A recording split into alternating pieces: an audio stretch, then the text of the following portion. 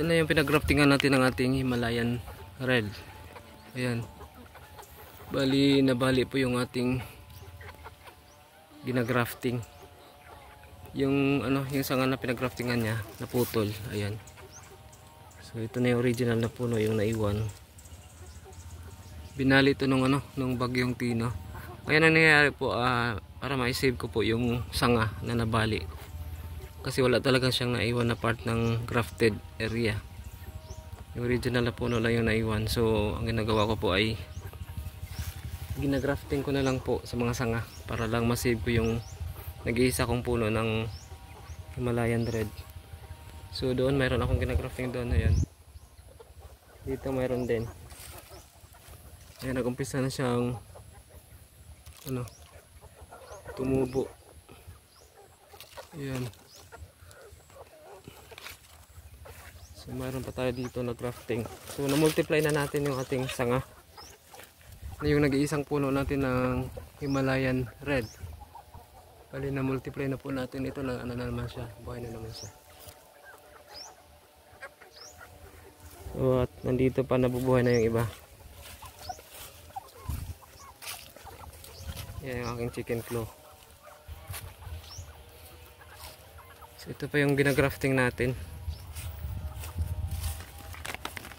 Yan. So yan, may buhay na ito. Buhay na siya. So pwede na natin itong tanggalan ng plastic. Ayan, tanggalan na lang natin. Ano ba yan? Oops. Tigas.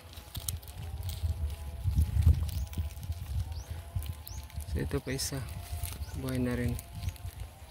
So kaya ko to ginawa para ma-save ko yung isang puno ko na nabali. So ayan. Oops. Buhay na. Welcome. So ayan, buhay na ang ating grafted na Himalayan Red. So ito tanggalin na lang natin to, yung part na to. Ay. Para malinis, para masulong niya yung sanga. Tanggal natin yung mga salingsing sa Bisaya.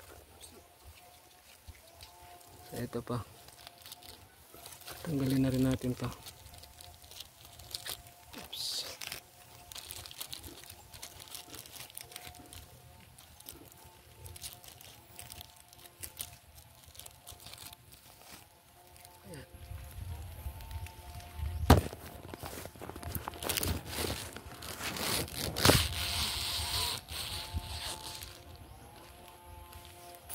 Ayun.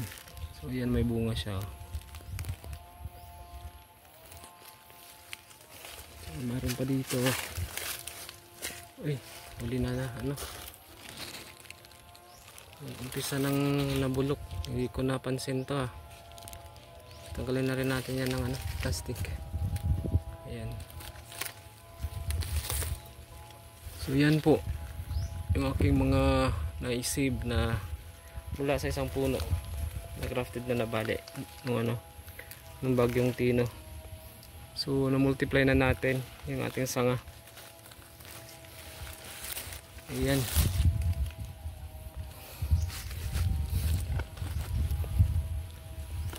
So thank you for watching po.